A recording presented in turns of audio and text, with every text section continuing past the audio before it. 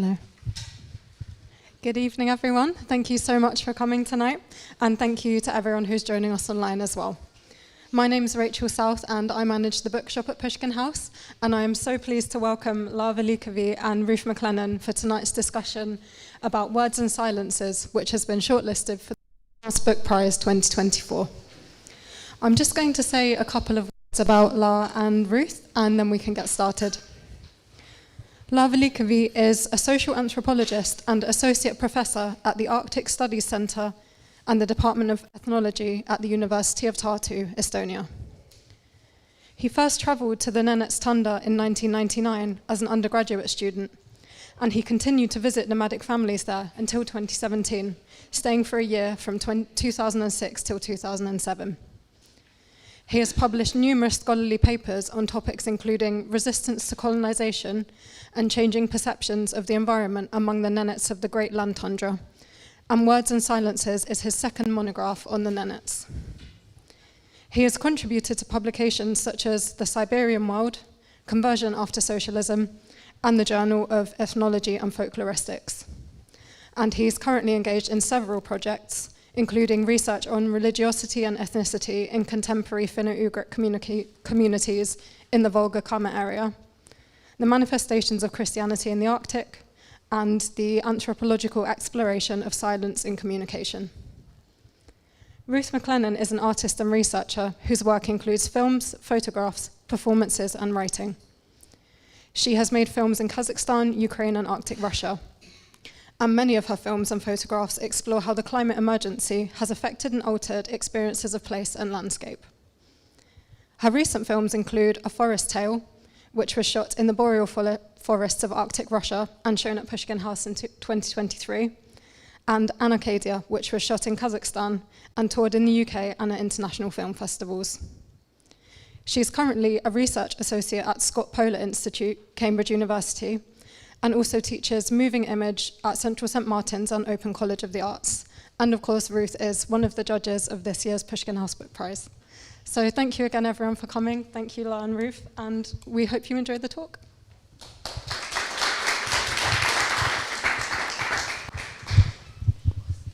Well, it's lovely to be here and to meet you, Laur, after reading your wonderful book, which I've really enjoyed. And I thought maybe we could start with, you could perhaps explain where we are situated, where this book takes place, where the activity, where the people that you're writing about live, and also what took you there initially.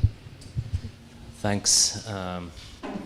First, I'd love to thank everyone in the Pushkin House, and particularly Ruth, for taking time and reading my book and giving such valuable feedback in our email exchanges. So yes, what took me to the north has been a series of chances or events that have happened during my, let's say, from my childhood up to my choices to what to study. And I was pretty early on sure that I wanted to study anthropology. And just going back for a while to my family, my family history should have perhaps kind of hinted this kind of path I took, because my grandfather was sent to the Gulag, to the Kolyma region, and my dad and my grandma were deported in the Stalinist period in the 1949, and they stayed there for some time. They survived, and they came back, and Siberia, for an ordinary Estonian, has always been a dreadful place. No, why should I go there? So that's the question. But of course, the generations moved on, and my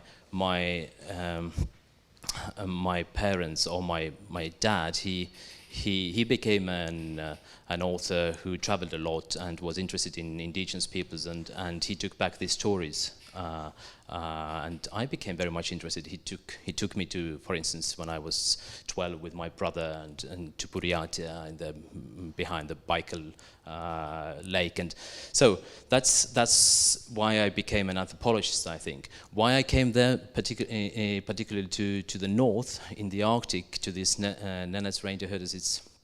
This is far more related to a coincidence, I would say. I wanted to go to Africa when I was, a teenager.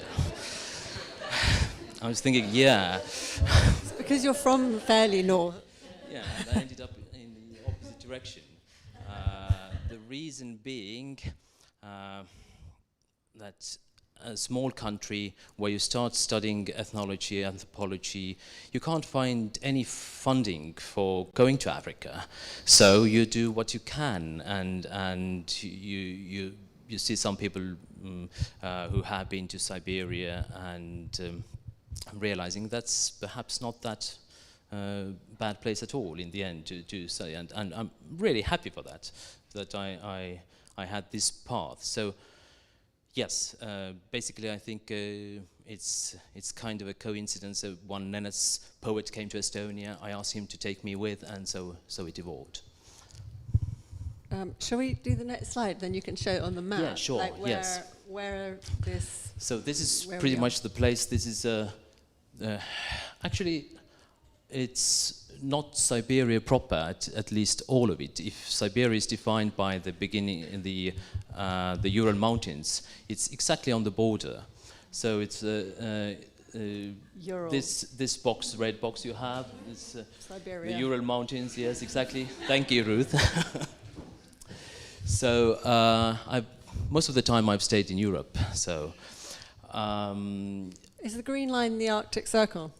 The green line is the tree line. Sorry, the tree line. This is the name of your film. Yeah, I should have known that. I should have known that. Yeah, I should know that. Yeah. So the Arctic Circle is the black line. Okay. Right. Oh, yeah. Of course, the it should. It's obviously a projection, so it's all completely wrong. But but yes. Sure. Yeah, and it's a huge territory, and even the area where I've been doing field work, spending roughly a year and a half with reindeer herders. This is the size of Switzerland, Belgium, where you have 500 plus people living. They need that much pastures to have their reindeer fed, and it's a very sparsely populated area, rather isolated. From the center, they would say it's a periphery, but for the Nenets, it's the center of the world. And the periphery is Moscow or some faraway place they've never been to. So the title of the book is Words and Silences: Nenets, Reindeer Herders, and Russian Evangelical Missionaries in the Post-Soviet Arctic. Now, when I read that title, the title itself, Words and Silences, was very tantalizing.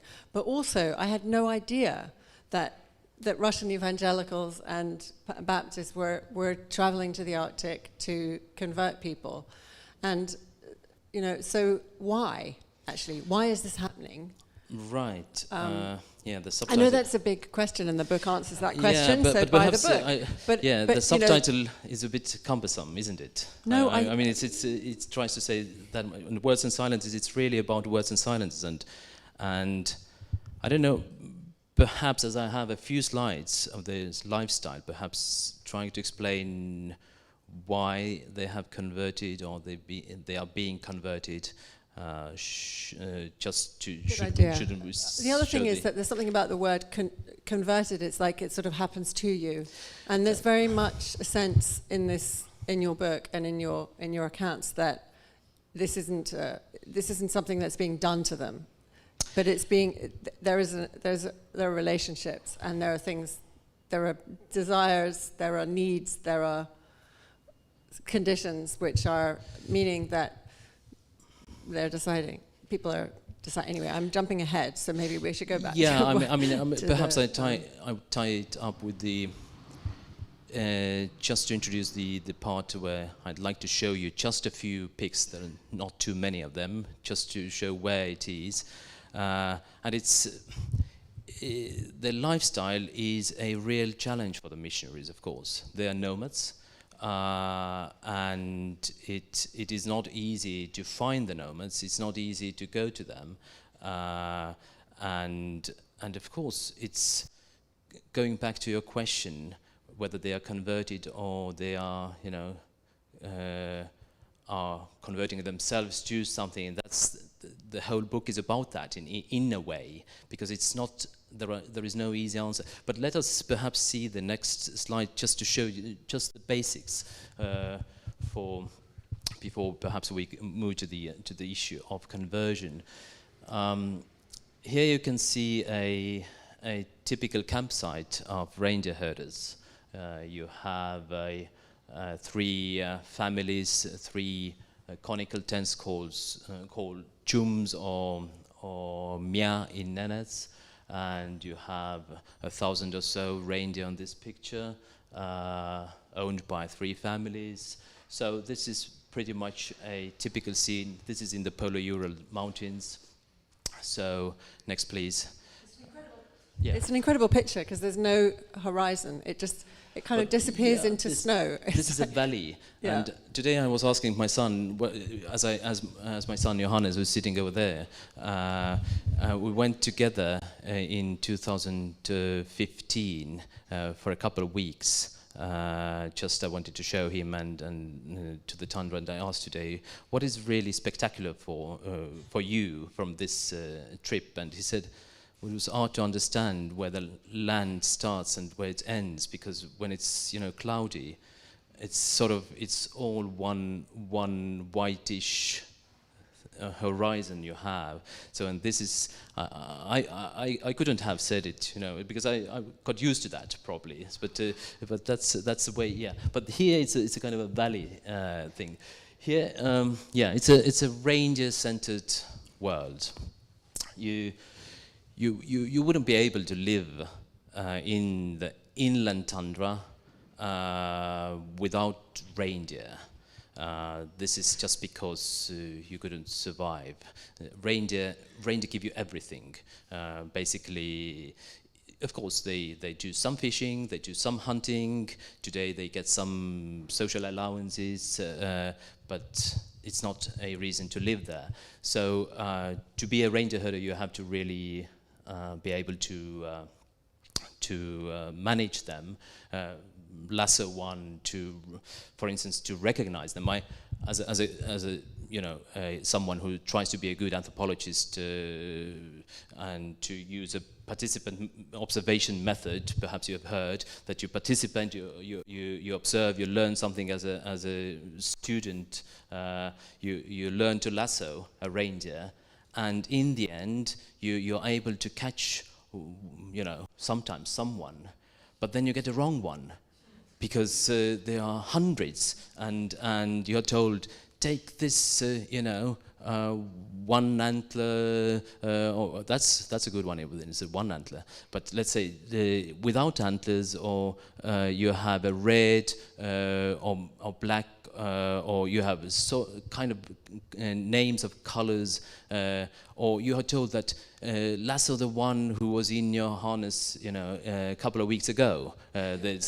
Where can I can't remember, And I was teased all the time with, do you remember this reindeer? I was like, I can't remember. No, this was in your harness, the second on the left, and you had it, then and then. So this is how it works. You have to really be grown into this culture to learn and this is what men do all the time. Yeah.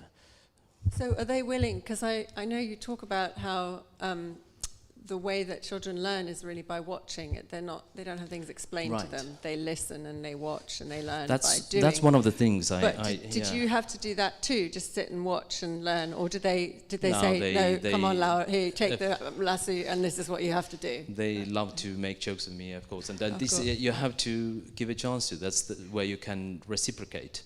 As you're there, entertain. you're a burden. At least make them laugh. You know? Yes, exactly. At least entertain. No, I know that thing. When I could barely speak any Russian, I would just say silly things to make people laugh, just because otherwise it was too boring to wait for me to spit it out. To be able to get out what you mean to say. It's really right. Next one, please. Right, and of course a harness you can see, and if you thought that reindeer are only good during winters and Santas drive only during winters, it's actually not like that. At least Nenets are much better than Santas. They can use sledges throughout the year. You just need more reindeer in front of you. So basically, yes, you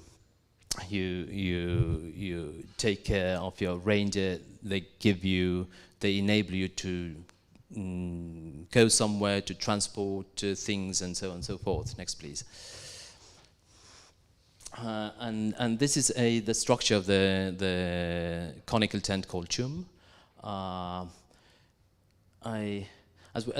I realized that we'd love to show some pictures, and I didn't have my whole picture bank with me, so I looked through what I had, and then the only one I had was a collapsed one. The collapsed one is the only time I ever saw this. We had to take it down, and it was so windy, and someone did something wrong in the wrong way, took out one pole in the wrong time, and everything collapsed. So you don't see the most kind of presentable picture, but that's here. So it's really, you have 30, 40 poles and that support the whole structure. You have reindeer hides, double reindeer hides in the winter and so forth. And you have a few floorboards and a couple of tables, a fireplace, and that's pretty much it. Yes. Are we too much taking time on that? No. Okay. So. Actually, I have a question about which we were talking about place, and what is, and I was just thinking that these are quite good slides to talk about it. What is place, and also this horizonless landscape. So sorry. So we were talking about place and that horizonless landscape, the sort of indeterminate landscape, but very specific reindeer. And here, collapsing the chum, I was just thinking maybe, what does place mean for nomads who are never staying put for more than a couple of weeks? Yeah, that's a very good question, because I think our sense of placeness as being sedentary people settled in one place is rather different from the one the nomads have. And there is an interesting tension in it. When you have your tent, you move to another place, another campsite, which might be a temporary one you've never been to, or it can be another kind called Mjadrma, where you used to stay from time to time, and you're more familiar with the landscape there. But which is interesting that you set up your tent in half an hour. You have your boiling tea and your frozen meat you're eating in just half an hour, and everything is like it used to be in the previous place inside, because it's all set in a particular way, and it's there is a hierarchical structure. There are pure zones, ritually pure zones. There are zones that are meant for women, men, seniors, the couples. So although it's a tiny place, but it's organized. So and if you forget that you have moved, you might step out of the tent and you're, oh wow, okay, that's another place. So it's a kind of because the landscape, perhaps it doesn't change that much. It's another horizonless place, but still, it's a kind of a different sensation that they create their own space with the tent. I would say that's what gives them the sense of home, I guess. It's really interesting because there's also that sense I felt that you describe in the book of places that that there are deities or spirits connected to other places that as well, and that you somehow take things from those places with you when you go to another camp, or, perhaps you could talk about that as well. So in a way, it's like you not only are creating your kind of hearth or on the way, or your familiar interior, but which has got very symbolic and also practical aesthetics. Right. But you talk about pragmatic aesthetics as well. But there's also the kind of symbolic, or is it symbolic? Is it something other than symbolic? I usually avoid the word symbolic because I'm not so sure that what it means. Because in the end, it's in this world, it's still somehow pragmatic, and it's. I agree. I think it's more interesting not to say symbolic, but I'm just like for us who don't have like these physical things that we take from places, but it'd be interesting to. Perhaps what you're referring to is what there are. The tundra is not the area without any hierarchy either. So there are places which are sort of dangerous places, spirit-related places, and other places they call, with a Russian word, interestingly, pustoy, which is like an empty place. There is no spirit in this part. So, or a particular mountain or lake has a spirit. Usually there is something has happened to someone, and that's how things evolve and become sacred. But now, when you're a nomad and you keep moving all the time, so you can't visit a sacred site that often. You have to create your own sacred site that you bring along with yourself. And this is what they called hangan, which is a sacred sledge they have for their own sacred objects. So you have your own sacred sledge that is in your train of sledges, and you bring it along, and you can take out this hair. We'll see later a picture of this hair, and you can make a sacrificial killing of a reindeer, feed them, ask a few things to heal someone, or to give, that the reindeer would prosper, and so on and so forth. So that's, I would say there's not symbolic in that sense. They are extensions. They are very much embodied extensions of these sacred places. And that's one of my arguments, that we shouldn't too easily use the word, representation, or, they are sort of parts of it. What are they exactly? That's another question, because people see these things as they see, and you can't really ask these kind of questions straightforwardly, because people say it doesn't matter, they wouldn't answer you the question. You have to work it out yourself. Should we go to the next slide? And maybe sure, it's the one with, nice interior. Right, yeah. Inside the chum, you have the hides, you have the bedding for the daytime behind them, and then you have plenty of kids, which is not that self-evident for those who have been to Siberia in the indigenous communities, because one thing we haven't really said is that it's a rather specific community, one of those thriving ones in the north. The Nenets, on the whole, they are the only circumpolar Arctic nomadic culture which is really still thriving, and they have plenty of children. Like 7-8 children per family. Once I was in a chum when there were 13 children. I was taken in. There was barely any place, but luckily they left for the boarding school soon, most of them. So I could. Luckily. I'm joking. So that's I couldn't have stayed. I stayed only for a week, but I saw them. Which is another topic completely, in the boarding school, which separates the families for most of the year, from September to May.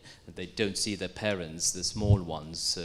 Sometimes 5-year-old are taken to the kindergarten, and they are lucky if they are an older brother or sister who they can cling to. So it's a traumatic thing for these poor little children, but. when you ask someone who's come back, and usually they stay for 4 or 5 years only at school. Parents take them away because they keep they need working help. hands, and they know that too much school would make them Russians. They're Lutsa, what they say. I think this is really interesting. If you can talk a bit about the relationship with Russians, but perhaps also giving a bit of the history of like what this community that you were working with, what their relationship was to the Soviet system, Right. and why they, maybe segue, why this is the particular community that is converting, and why right now, because they've had relationships with missionaries before, or not. They have had these communities have had some form of contact with some Russians since the Middle Ages. So they are not entirely isolated, or there's a new kind of contact, not at all.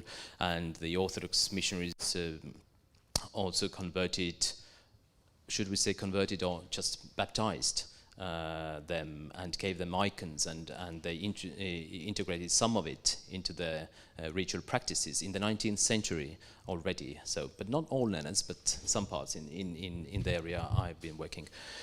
So the contacts with Russians have been driven there by the hunger for furs. They've done it since the 12th century. The Novgorodians went somewhere close by, and there was they gave metal items, and they got back the furs. And all these furs, sable furs, fox furs, these pelts, squirrel pelts, they went to the Western courts, and there was a very lucrative business. It was replaced in the 20th century by minerals like coal and later oil and gas. So it's pretty much the same logic. They come and they want something. So the Russians, or actually, I have to explain before that it's not an ethnic term. Whenever you ask who's Lutsa, that's the word in Nenets, Russian. And when I was trying to explain somehow, coming from Estonia and trying to not to be Russian at all, just to say that, no, I'm not Russian, I'm Estonian. You're Lutsa anyway. Why? Because you don't have reindeer. So all the neighbors who have reindeer, they have their names. They like the Northern Coming, Usma, the Hunty, Hubby, and so on and so forth. But the ones who don't have reindeer, they are Lutsa. They live in a different mode, and that's how they perceive it. The Lutsa are useful, but you have to be really cautious with them. And that's I don't know where we started, but we sort of... That idea of the sort of riskiness of these Lutsak, or is that just plural? Lutsak. That's the plural. That's just the plural. Yeah, sure. Yeah. So why? Maybe why? But conversion. What's happening now? No, I should have come to this point where it's why they are unique.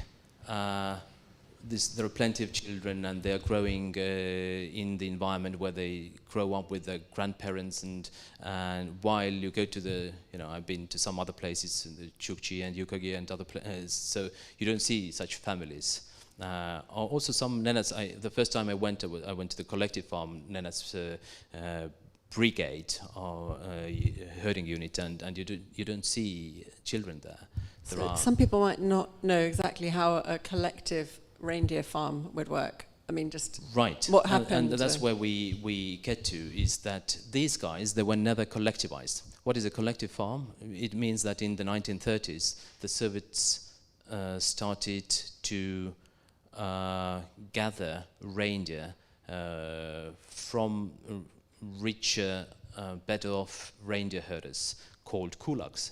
They replicated the same system as they did in the south with peasants. They worked hard to establish who's a kulak, by how many reindeer they should have. So, but their parents, grandparents, managed to avoid it. And this is where it really gets exciting, that when I went for the first time to the collective farm herding unit, brigada, then I heard there are some people further in the east, 500 kilometers, who have never been to the collective farms, because knowing the literature and knowing what the others have been doing, there hasn't been anyone like that, because everyone was collectivized in the Soviet Union. So there's perhaps a single family here or there, but not entire communities. And what happened was, in the 1943 there was an armed uprising among the Nenets against the Soviets, and 1943, it means that it was the wartime, and the men had been drafted to the army, children taken to the boarding schools, the reindeer being taken away to the collective farm.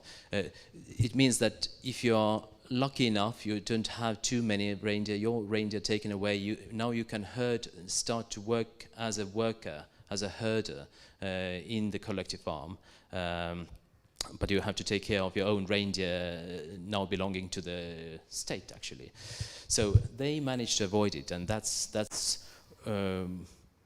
it's unique, and it's also kind of difficult to understand after all these years being I call them independent reindeer herders. Why these independent herders suddenly convert to Baptism and Pentecostalism of rather conservative style. So and that's where we perhaps reach the core of the book, that there are so many kind of issues to take into consideration. What happened? Some of them are sociological, historical. They felt certain. They had a sense of being rather different. The young generation growing up, seeing collective farm youngsters being literate, having snow scooters or some, and them being, rather different. One of those things that what made some of the youth to want to become different. That's one of the explanations. But then you have plenty of other explanations. I'm trying to show when it starts to snowball, then people become Baptist Pentecostalists for all sorts of reasons, for family reasons, also finding a partner. The church works in a wonderful way, that it gathers awful lot of people together, and you can meet new people. So it's So sort of dating organization. Actually, the missionaries are matchmakers.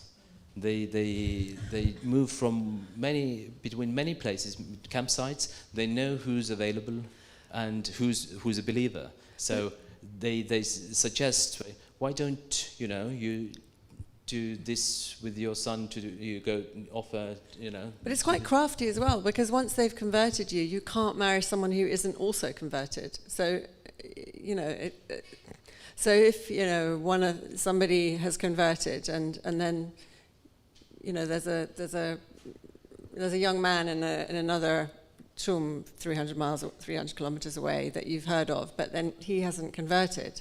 And you saw each other that time you crossed at some point, but so he's got to convert, or it seemed that was also an issue in the book, that there are these problems. I mean, the Evangelicals don't mind marrying Baptists, but the Baptists don't want to marry Evangelicals. The Evangelicals is the general term for all of them. So it's Baptists and Pentecostalists. Oh, sorry, Pentecostalists. Sorry, I meant the Pentecostalists don't want to. Baptists don't mind, but the Baptists are do much mind. more kind of hostile towards everyone, Orthodox and Pentecostals. These particular ones. These Baptists, they have a very interesting history of their own, and I have a whole chapter about them. So I don't want to demonize them portray them as caricatures. Interesting word. Yeah, to have used. I know. They demonize everything and everyone. Sure. Yeah, perhaps I shouldn't have said that. So, that's interesting that they were a clandestine bunch of people themselves. In Russian they say незарегистрированные баптисты, the unregistered Baptists. So they split in the 1960s from a mainstream state-sanctioned Baptist branch. So they hid themselves or their activities. So another bunch of people hiding themselves from the state. So there is this parallel story going on, and part of this appeal, perhaps, for the Nenets is also that there are different kinds of Lutsa Russians. They are kind of friendlier, they're demanding, but they're different. So it's that's perhaps part of the trick. They've also resisted the kind of swallowing up of Sovietization in a way, but this is all. This has happened post-Soviet. I mean, this has happened This is like 2004, right, 2007. It all started in the mid-90s. The first conversion was in 1995. I arrived 2000, so there were only a few then. But I could see how it became bigger and bigger, and in that sense, I think it's a unique book that I haven't found any analogous book telling, let's say, from Amazonia or Papua, where an anthropologist being present in this hot phase of the entire community being, converted, and that's why I think it has been an interesting thing to do, and sort of kind of a more. It's not just an ethnography for one place to understand what's going on there, but I think it has some value for others, even for historians, I would say, who always study historical conversions, and somewhere we're all the descendants probably here of our ancestors who were once converted. So they study these moments and I try to unwrap it in a way that shows it that it's much more complex and nuanced than it's not just as in history books there they converted because the king told them and so on and so forth. So why? I mean, maybe you sort of answered this in a sense, but why do you think? You discussed it in the book, but why do you think that the Baptists especially, but also the Pentecostalists, are seeking out indigenous people in the Arctic? I know these kinds of conversions are happening in other parts of the world as well, but why? It's very few people. There are 500 people, you say, over the size of Switzerland.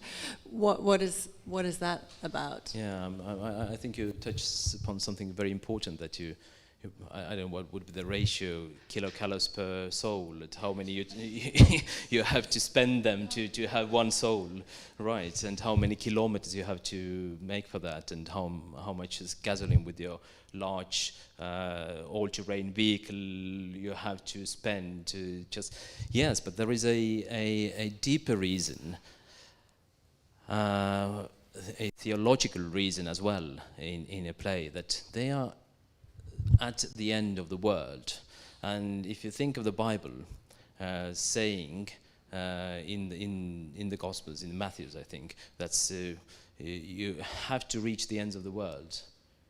And furthermore, as a note, Yamal means in Nenets the land's end. So they very much like this, this is the land's end. Now, what happens when you reach the end of the world? There will be the second coming. So, and these rather literalist fundamentalist Baptists, they're talking about kind of a sort of even hastening this process. Sort of, we are doing this very important work at this very important moment here, and once in the missionaries standing on the seashore of the Kara Sea, saying that we're 10 meters from the edge of the world. This means that there will be the second coming. Be prepared, and so on and so forth. So it's of course there is another reason is that this guy happened to end up in Vorkuta in the army, and then already in the north, and remaining there to earn the so-called long ruble or better salary in the Soviet better times. Salary in the north. Yeah, used to anyway. I don't think it's so much anymore. But no, Dabavki, there's not Dabavki Dabavki is still okay. there. Okay. Yeah. But But that's what's in it for the Baptists. What's in it for the Nenets? Because they don't necessarily have to think about where they are as the end of the world. No, not at all. So no. they're not seeking the end of the world, but they are seeking something. Maybe you could tell us about hiccup worms. Does anyone know what hiccup worms are? Hiccup worms, Quiz. yes. And yeah, I mean, I should tell perhaps about those who don't want to convert, because there are some who, especially older people, who are not so keen to convert. And one of the strategies they use is also, in the title of the book, is to use silence. And it's not just a poetic title here, or the word in the title. And I really like to work with the notion of silence and the silence act. We know there is a speech act theory, and I've tried to develop something like a sort of silence act theory, if you like. So it's brilliant. I'm completely convinced. I'm looking for it everywhere now. Thank you. I mean, and actually, sorry, it's a slight aside, but I was reading a book of non-fiction by Jenny Oppenbeck, who won the International Booker Prize, and she writes about silences in her writing, in novels, and how the silences are as important. Exactly, I think it's so undervalued and it's writing. not noticed really often. And one of the criticisms I'd like to make towards many others who have studied similar situations of these very rapid changes, that they only pay attention to the words, but not the silences in this communication. And why it is meaningful is that the man you are hinting at, who's got these hiccup worms, his tactics was to stay silent, to fall silent when the missionaries came. And he used something that was known also, that is still known during the kind of traditional matchmaking period. If you don't want to give a daughter away, you stay silent. And even in the epic songs, you have like phrases like someone comes to ask for the daughter of his son or some kin. The cauldron starts to boil, but he still doesn't say a word. So that's, and it is like that. That you that's the strike is very taciturn, or sometimes, not all the time. So that's why I see it as a silence act, what they use. And this old man, not wanting to abandon his old ways, for instance, eating raw meat. Could we go on with the slides? Perhaps we can't otherwise. Yeah, this is the just moving with the whole possessions of the one has. Let's move on. Then you have like this. I come back to the topic, but I just want to reach this particular slide. There you have a relationship with your reindeer, which is, you might think it's a lovely pet, but actually it's not. It's half tame. It's half wild. But you have some who are hand-fed, so-called orphans. They are, sometimes they come into your tent. They create a complete mess in the tent, but they want bread or something, or fish soup. So, but most of the time, you really have to kind of tame them. So next, please. Yeah, I should have warned. Perhaps some wouldn't like this, but this is the best moment of a day or week. Someone's killing a reindeer, and this is called ngaibarts, which is having a fresh meat, fresh blood, and you might think, ew, it's really disgusting. But everyone does this, appreciates it, and you need it. You need it because you don't have vegetables and salads and fruits available in the north. Where do you get your C vitamin? Where do you get your kind of minerals and stuff? D is in lichen, vitamin D. So vitamin D via reindeer. Vitamin C, actually, but T too. But not too much T in the polar bear liver. That's dangerous. Again, yeah, that's another topic. So. Oh, yeah, we didn't use that one. So yeah, basically what you have is that now the missionaries come and say, oh, the Bible forbids to eat blood. Because it said in the blood you've got soul, so that's okay. You have to adapt somehow, and you have to skip this lovely part where you really enjoy the thing. For instance, in the late 19th century, there were a bunch of Orthodox monks sent to the very same area on the Kara Sea coast. And the first winter they all died from scurvy. So it's like with the sailors in the old times, or the who couldn't survive without lemons, and their lemons are the reindeer meat and blood. So yeah, here you see a Russian missionary coming and arranging a baptism. Please, next, please. These are. So this is how it goes in the open water. Of course, the Baptists do what they are known to do. So the next, please. I find that. Sorry, I just want to maybe comment on that picture. That picture of the baptism in the middle of this lake. It's so incredible. I feel the way that it.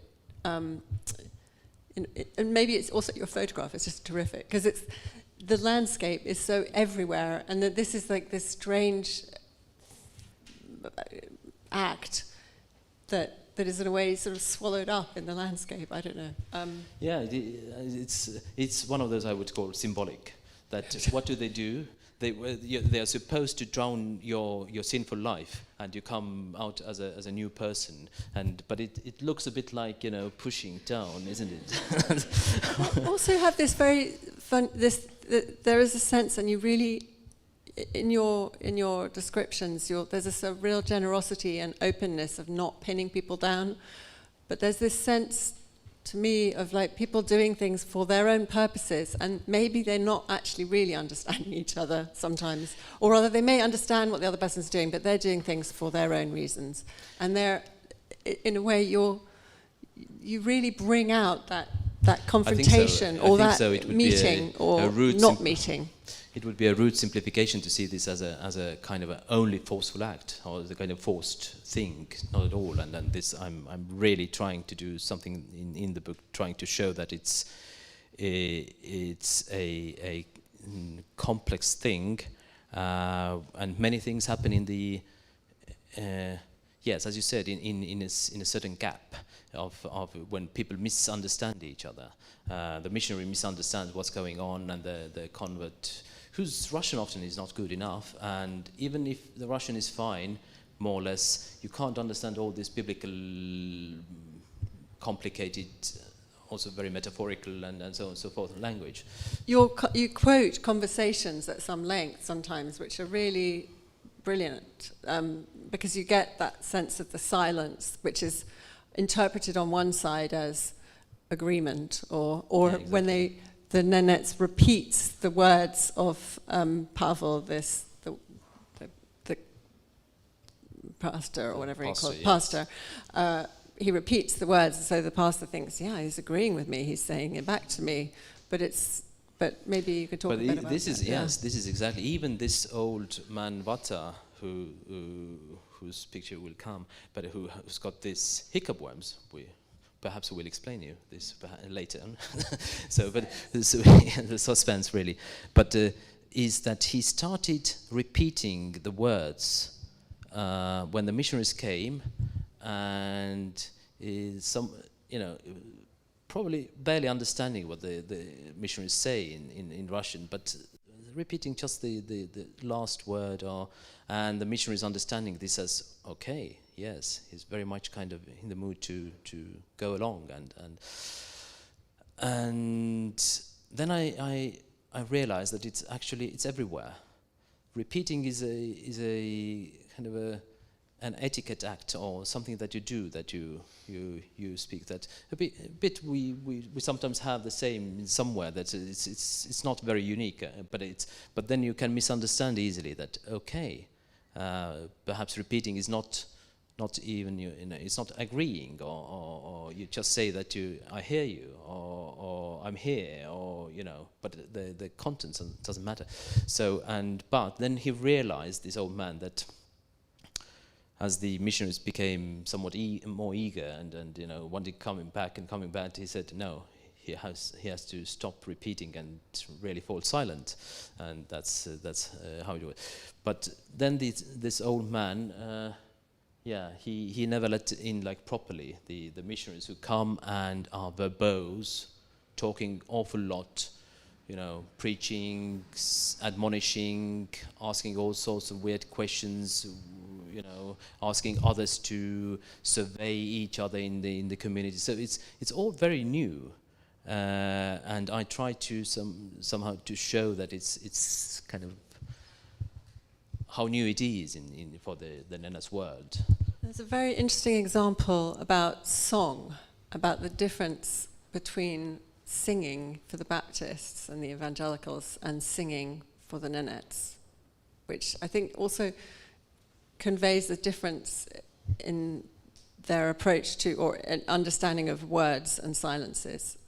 Do you think, or at least words anyway, and song? Right. I think yes. I think yes. It's a long story. What it means to say things and to use certain words and especially names and the genre called the personal song. Every person has a personal song, which is also called yabisyo, a happy song, or drunken song. It's a way you it's kind of an essence of your life in a way, something that you cherish, and you're not supposed to sing it in others' presence except the closest ones. But usually people know these songs anyway, as it is. So they quote these songs.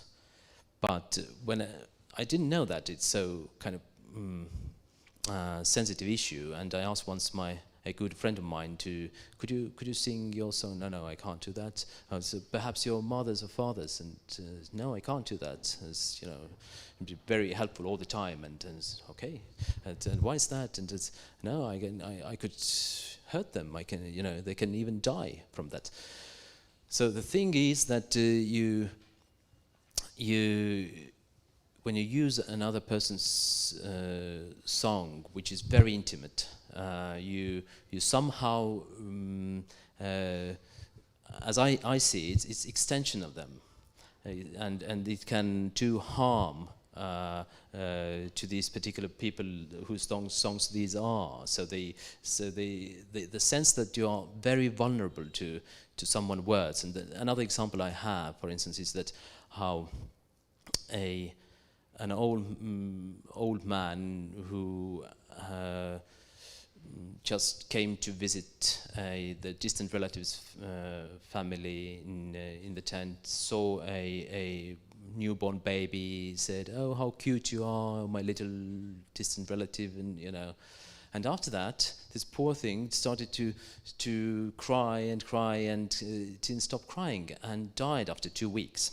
So, in retrospect, the explanation was that this man was with so-called heavy words, sangovada.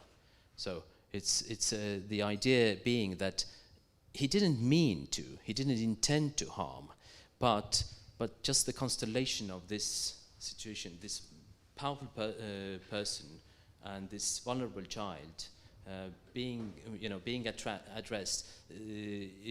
So one's words are extensions of oneself, one's personhood. So that's how I try to explain the whole kind of idea why words are so different sometimes for the Christians, the missionaries, and the Nenets reindeer herders who try to be very cautious with the words, not to splash out words easily, not to use names too often. There was a great quote: "The bow does not give a word. The bow does not reach a word, or does not give a word. But somehow the word is like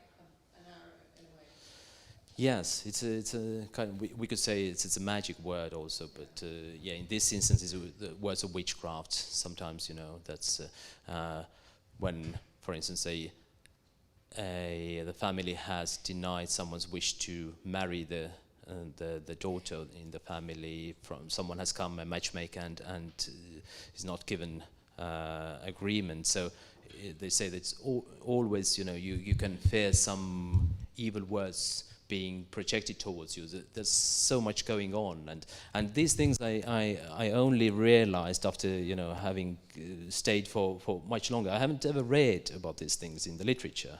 There was plenty of literature on Nenets, but mainly on reindeer herding and stuff. But these rather intimate layers, they started to kind of peel off after some time, after staying with people. So it's maybe we should, because we're getting to near the end of an hour, and I think it would be nice to open up to questions. But I would like to just maybe get we can through just the slides, go. but It's just Bible reading. You have to become literate. We can go on. Texts appearing in the tent where there used to be. This was kind of a pure zone, sacred zone. You kept your sacred stuff. Afterwards, also the Orthodox icons. Now you have sometimes hanging these quotes from the Bible saying, "Fear God," and so on and so forth. Next, please. Yeah, lots of praying. One interesting thing is if you were passing by through this community and you don't know that they are Baptists or Pentecostals, you might not notice that they are. So they sort of they do tiny things, pray somewhere. When you happen to eat with them, then they, of course, you see that they. But often people don't know that they're just praying after a lunch and they move on. Next, please. Right, and these are the extension of the sacred sites. These doll-like figures up there. They have inside the stones. This hehe, this one particular in the center. You see, there's lots of textile around, coats, like miniature coats, and also you can see dried bread, sushki, which are from an offering or a sacrificial ritual. So they have been fed at some point. They can be fed with this slaughtered reindeer blood, ritually killed reindeer blood, or tobacco or vodka or some other things. And also the coats, they are all offerings. Basically, you want something, you negotiate, you ask, you have been healed, you offer, you make an offering, a coat, a belt or something. And as you see, there's people also buy in the churches Russian Orthodox icons. You can buy in a Lavka, and that's they call them Lutsa hehe, which is just Russian hehe. These are just hehe, Nenets hehe. So they are integrated into the system of things. They are useful for some other purpose. So next, please. Right, and then you reach the point where someone's coming and telling you that, asking two questions. Do you believe in God? Everybody says, of course, I do, because there is sky god, Num, and whatever it means. Of course I do. But then it's do you have any idols? Or of course I have. And this is where the problems start. You're convinced that you should burn them. So the Pentecostal missionary helping, or not helping, but actually in this case really negotiating and making this man called Iriko to burn his idols. I don't like the word, but I use what they use. It's rather sacred objects they have. So what they and they negotiate, and I have a lengthy description of this. The host wanted to burn all of them.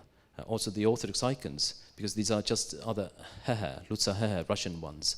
Iriko wanted to ban the icons and as well. The missionary sort of becoming kind of hesitating and saying that they still, they are wrong, of course, but they shouldn't be burnt because they still have, Jesus on it and so on and so forth. So it's a weird situation from the Nenets' point of view. It's completely incomprehensible what's going on. Why is you're told that we shouldn't have these material things now, we can't burn them. So yeah. I thought that was very interesting because it's like, well, a bit double standards here. So your Lutsa idols don't need to be burned, but mine have to be. Actually, the Baptists too. They can easily they have them all burnt. So they burn the icons as well. The icons, that's not a problem because But the Pentecostals, at least in this case, they are more kind of susceptible to this kind. And of course, in the end, having spent some time, 3 months with this family, and seeing the dynamics, what was going on, I could see that he wasn't happy at all with the whole thing.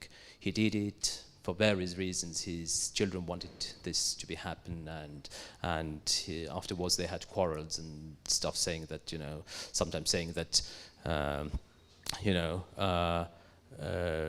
the old man says to the daughters that I've never seen Jesus. They say, where is he? So you see, the snow is not melting fast enough here in our carving pastures. That's they say back that, okay, have you seen Pumalhata, the grandma of the mountain's end who was burned? Says, of course I have, many times in my dreams. So it's all it's a kind of these scenes I'm trying to kind of show that it's not a simple, straightforward story. It's complicated. Next, please.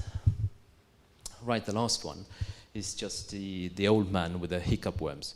So the hiccup worms is when I reached this tent and I was warned. I was sent there by his relatives who were converts and saying that, oh, you want to see the old style, go there, or we will take you there. And the old style was that the old man was ailing, he was kind of pain in the limbs and really struggling. And he said his explanation was, I have ikotahalle. Which is ikota. Actually, it's a known thing in Russia. It's a hiccuping, a shrieking, kind of an uncontrollable thing. It's a kind of demonic thing in the Russian culture. But it's via the Komi reindeer herders. It's reached also the Nenets. But the worm idea is widespread throughout Siberia, where you have like spirit worms or moving in you and asking for vodka to appease them. And then we drank vodka and he said, oh, you see, I'm much better now and I'm much merrier. And he started singing old epic songs I hadn't heard, or I had it also with his relative. And what happened, who's converted with Yegor, was that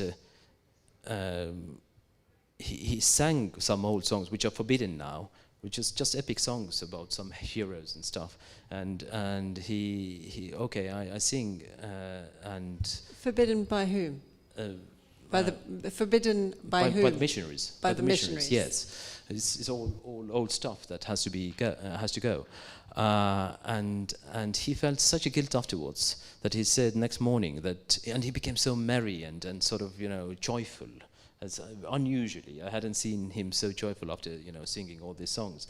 And next morning he said, we have committed this kind of a sin.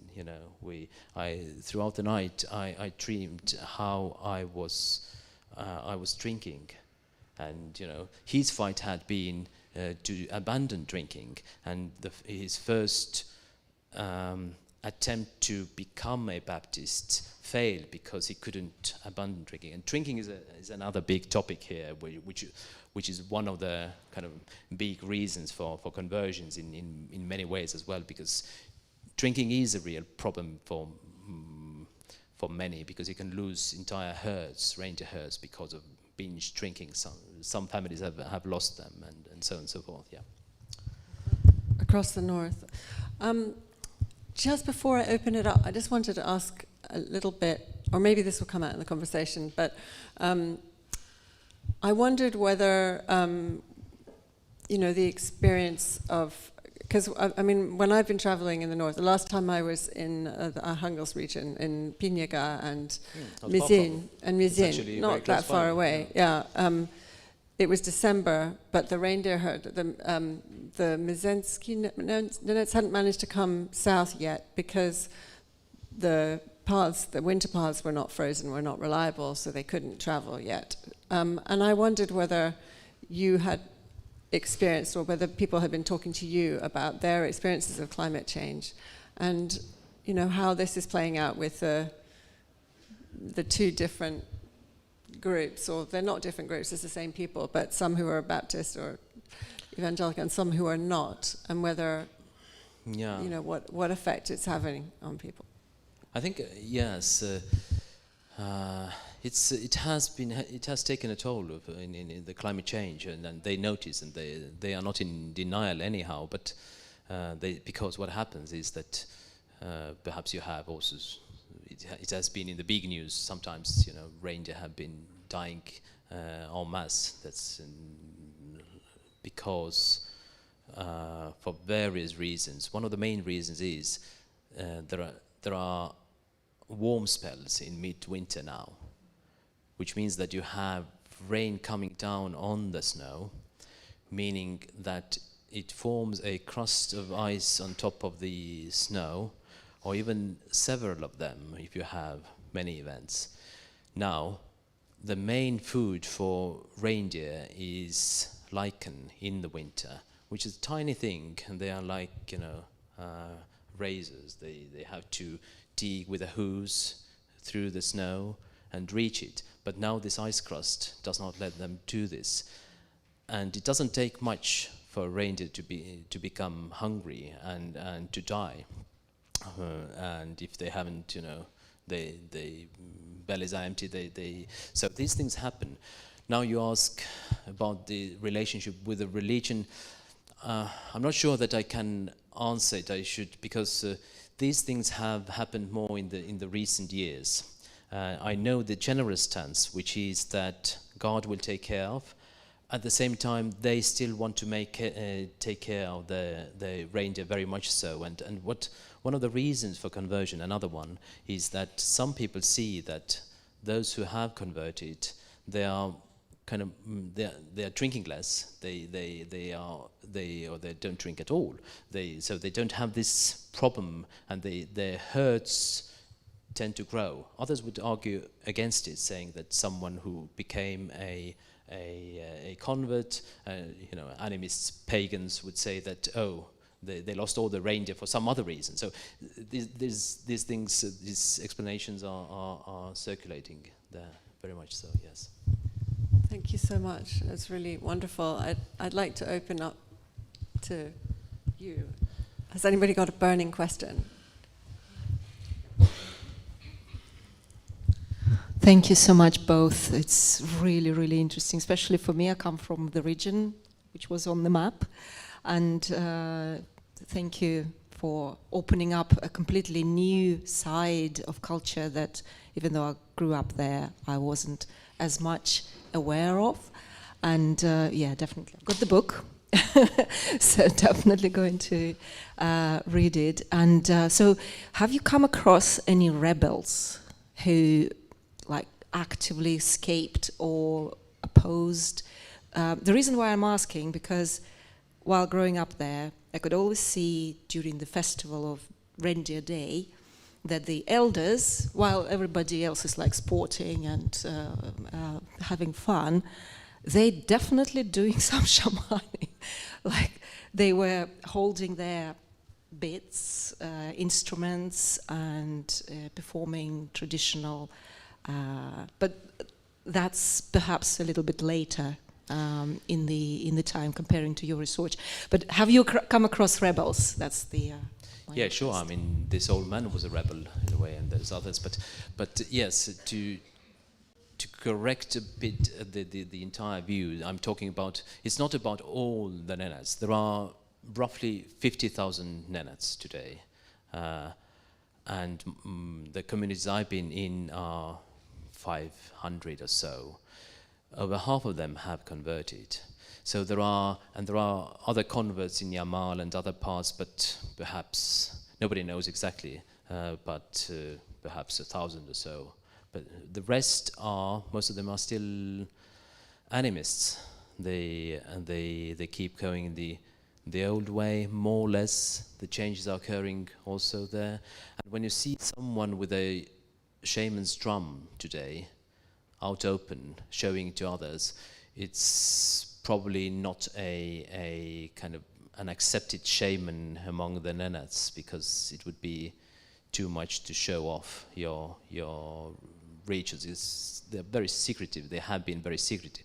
Another thing is that there are no virtually shamans, kind of old-style traditional shamans left. They were all repressed in the 1930s. Either they were usually imprisoned for 3 years. The reindeer taken away.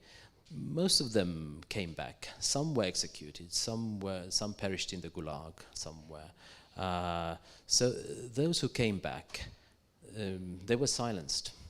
That's another form of silence, use of silence I use in the book.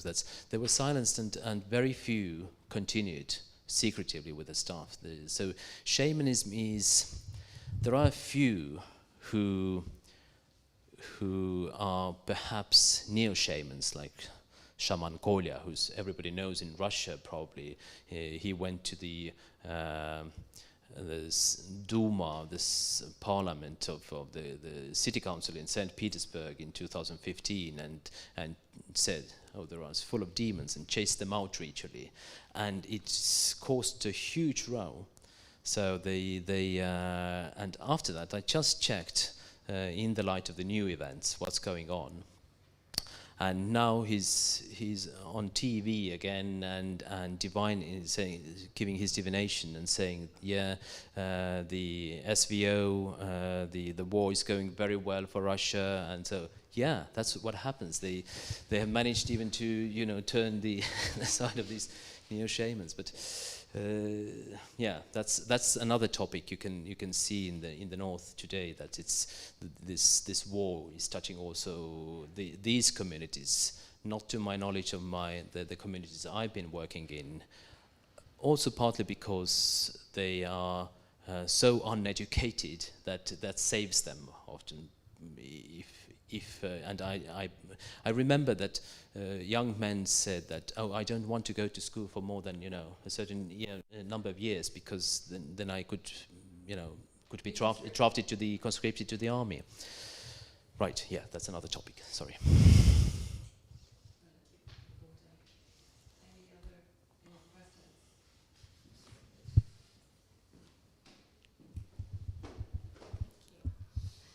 Thank you. I have a kind of a silly question, perhaps. But you said the songs that they're so sacred to them, they will not sing it. Who comes up with the song? I mean, somebody. How do they know their song? Somebody has to tell them the words at some point. You mean the personal song, Yabesio? Yeah.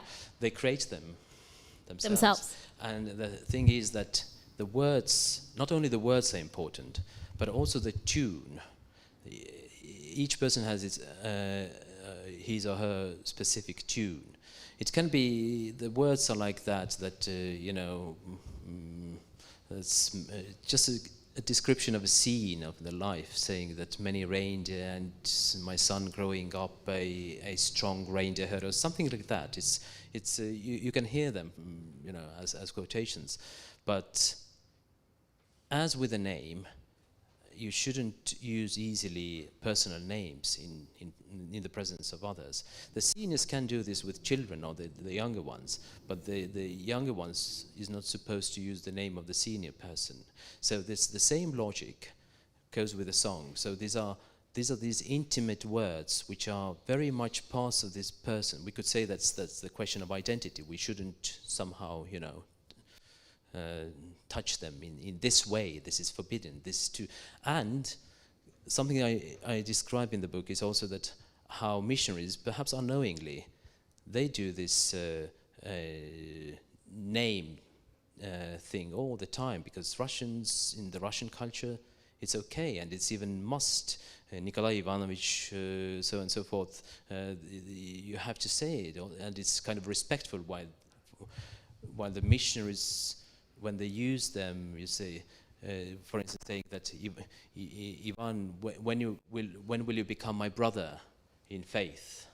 And it's, if you're not used to the use of words like that, it's very intrusive.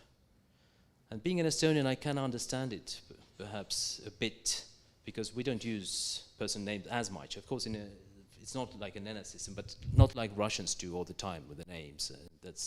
So it's you might be kind of struck by this kind of name using. So it's another thing, and another tiny moment why perhaps how people get caught or with the words. Yeah. Yep. Hi, you're saying that the songs are being banned by the converted or by the pastors. Are they gone, or are the unconverted trying to preserve it? Yes, I think there's not that much the idea of conscious preservation of something is not there. It's the idea of tradition or objectified, kind of that we have a heritage or something. With these people, you don't have it. You find it in some other places, well-educated, gone through the whole formal education system, that they say, yes, we have Nenets culture, we have Nenets tradition, and this and so forth. But they either do it or not. So with the non-converts, even with them in this community, I think it has become rarer. Why? Because the way you used to sing, especially not the personal songs I'm talking about. Now I'm talking about epic songs, which are much more public. You used to gather for some event. The one thing they got from the Orthodox were the keeping Sundays and going to visit someone and playing cards, drinking vodka and singing songs. So, and these events are much rarer now. Even among the non-converts, they don't do, and they are sort of also kind of, they don't want too much attention. And even ritually slaughtering reindeer now is either very hidden in these communities, even among the non-converts, because it's the whole community is now divided, and it has had a great impact also on these rebels, if you like. But it's once again, it shows that the way of rebelling is rather a silent kind of a passive thing. It's you still give away things. So the conversion. Sorry, I'll just speak very loud because I don't have the mic up. So the conversion of some is having a knock-on effect on everybody else. They're fearful of the attentions of the Baptists and the Evangelical, the Pentecostalists, and are they also fearful of the state more than they were? I mean, especially the last 2 years, since the beginning of the war, because I know that, Siberians and others not from the center are being recruited, are being drafted more than the average citizen. Yes, as I'm not in regular contact with my friends who are from the tundra, I don't know exactly what's going on there, but I know what Baptists would think. Pentecostals, they are very much against it, of course, and but from other communities, from the settlements, and also some reindeer herders, being from far away, some of them have been mobilized, but not very many. This is all based on the open sources I've seen, and there is a list of those names who have died in the battles, or so, and you can recognize easily most of the Nenets names. So in January I counted them. I got 40 who have been brought back in to the communities so, and of course there are patriots. You can find photos with the coats where you have like Russian flag somewhere in the armor. But this is pretty much a particular kind of people, more related to the state and authorities. And I doubt that there is that many of that. I think most of it is either still fearing the whole thing or being indifferent, like much of Russia today is. I noticed, I was reading an article, and I can't remember now where it was, but about how the war had kind of raised, or rather brought to the forefront. It was an article about saying that the war, this is not our war, this is a Russian war. We are not Russian, so it was a kind of, we are colonized. We need to liberate ourselves. I think it was Yukagir actually, but I can't remember exactly. But so that the war has kind of mobilized a movement against, a kind of post-colonial resistance movement. And, of course it's very, very difficult to actually express that, but it was being expressed in an online journal.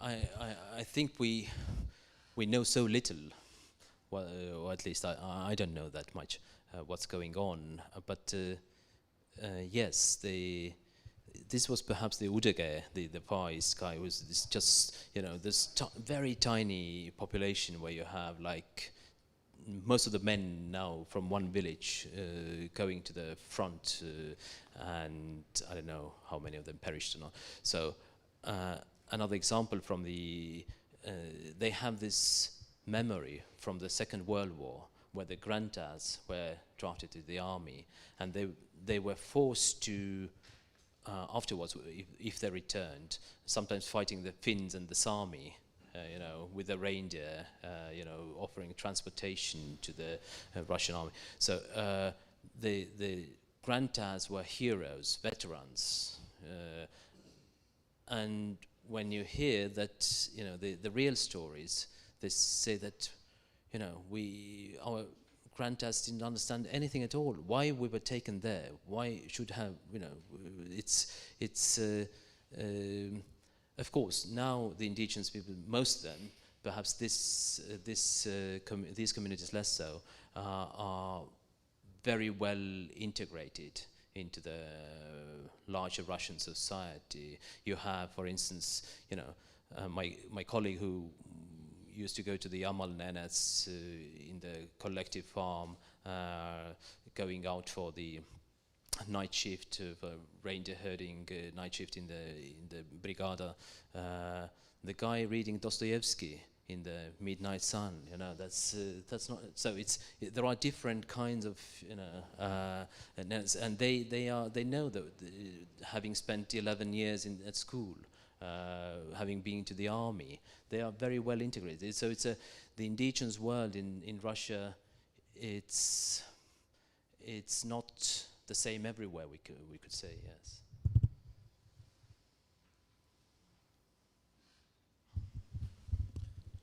Hi. In your book, you talk about the Evangelicals' impact on the Nenets' linguistical and social frameworks, but you note that despite this, there isn't a large uptake of the biblical ontology or cosmological ideas and deeper Christian ideas. And I wanted to ask you why you thought that was the case.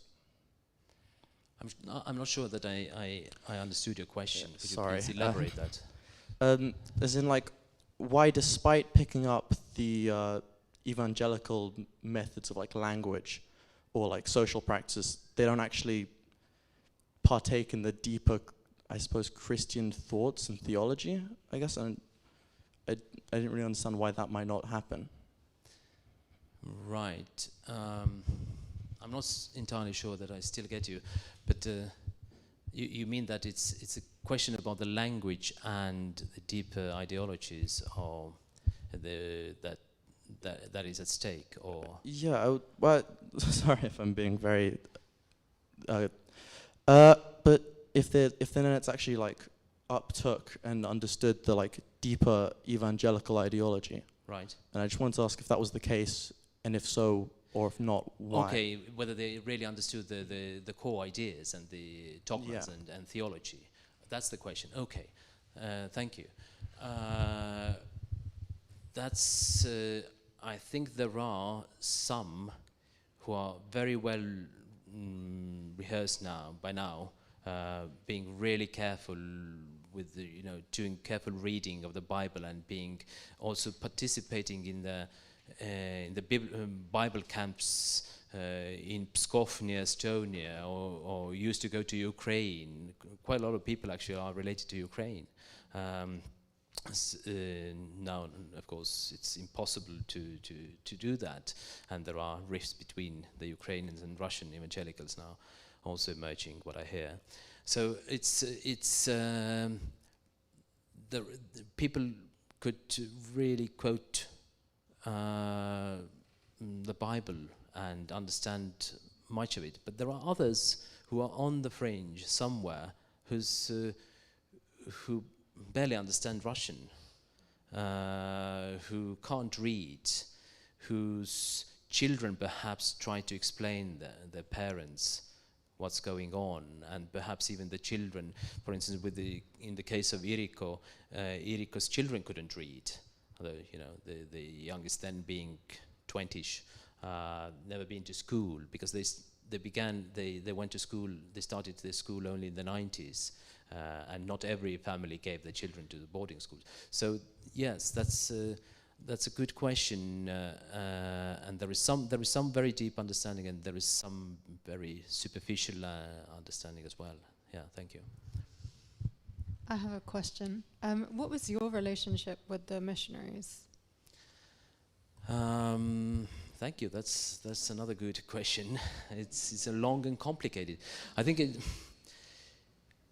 as they were really secretive missionaries, this unregistered Baptists, they have always kept outsiders out. But as I entered the whole scene somewhat through the Nenets, and they met me in the tundra, and actually they are very friendly. They were very friendly with me, being smiling and also rather hopeful about me converting. Indeed, because I was sort of interested. I was interested because I wanted to understand. But over the time, especially when I spent a whole year there for my PhD research, 2006 and 2007, then they kind of became anxious, or they never stay that long there. Nobody stays there. Why is this outsider staying in this community that long? And perhaps sort of not with good intentions. And I have one description of my kind of tenseful dialogue with the missionary, asking me exactly what you're doing there and why you're there, and me trying to explain that yes, I'm studying the Nenets culture, but he's saying me that it's all described in the Evladov's book from the back in the 1930s, and true. I mean, many of things, material culture hasn't changed that much, but his idea is very kind of Russian in a way, that the culture is this what you can see in a museum. And when I'm explaining to the missionaries, saying that that it's not only, it's also the worldview, or kind of also religion, and that he disliked a lot.